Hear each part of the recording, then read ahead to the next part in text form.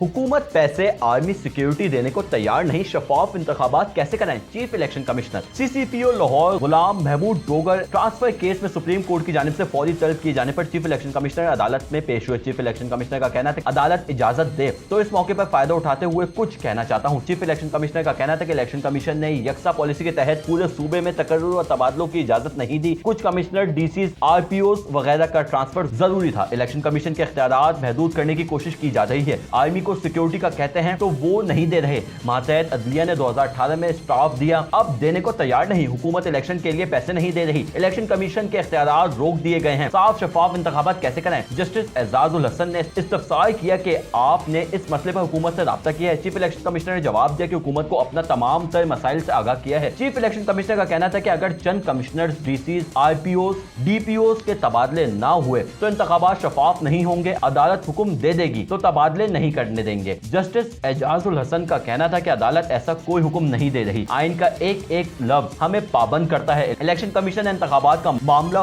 हवा में उड़ा दिया, मगर तकर्री और तबादलों के गाइडलाइंस बनाना याद है। चीफ इलेक्शन कमिश्नर का कहना था कि इलेक्शन कमीशन इंतखाबात का ऐलान नहीं कर सकते। इस पर जस्टिस मुजाहिर नकवी ने सवाल किया कि किस कानून के तहत इलेक्शन कमीशन इंतखाबात का ऐलान नहीं कर सकते। चीफ इलेक्शन कमिश्नर ने कहा है कि गवर्नर या सदर इंतखाबात का ऐलान कर सकते हैं। आइन के आर्टिकल 105 के तहत इलेक्शन कमीशन इंतखाबात की तारीख नहीं दे सकता। सुप्रीम कोर्ट ने इलेक्शन कमीशन की राय में अहल रुकावटों पर इलेक्शन कमीशन से तफसीली रिपोर्ट तलब कर ली। जस्टिस मुजाहिर नकवी ने इस्तफसार किया कि क्या ज़बानी अहकामात पर तबादले की बात दुरुस्त है। चीफ इलेक्शन कमिश्नर ने जवाब दिया कि चीफ सेक्रेटरी ने 23 जनवरी को फोन करके तबादले के मुतालिक कहा था। तहरीरी दरख्वास्त आने पर 6 फरवरी को बाज़ाब्ता इजाजतनामा दिया। जस्टिस मोहसिन नकवी ने कहा कि क्या आपको सुप्रीम कोर्ट के अहकामात का इल्म नहीं था। चीफ इलेक्शन कमिश्नर ने जवाब दिया कि जो रिकॉर्ड मिला उसमें सुप्रीम कोर्ट के अहकामात का जिक्र नहीं था। जस्टिस एजाजुल हसन ने कहा है कि आप सिर्फ आइन व कानून के पाबंद हैं, आप पॉलिसी के नहीं। अटॉर्नी जनरल ने इस्तफसार किया कि अगर जरूरी नहीं तो इलेक्शन कमिश्नर कल पेश ना हो। चीफ इलेक्शन कमिश्नर का भी कहना था कि अदालत इजाजत दे तो मेरी जगह सेक्रेटरी या सीनियर अफसर कल पेश हो जाएगा। जस्टिस एजाजुल हसन ने कहा कि आप इदारे के सरबरा हैं, आप खुद पेश हो,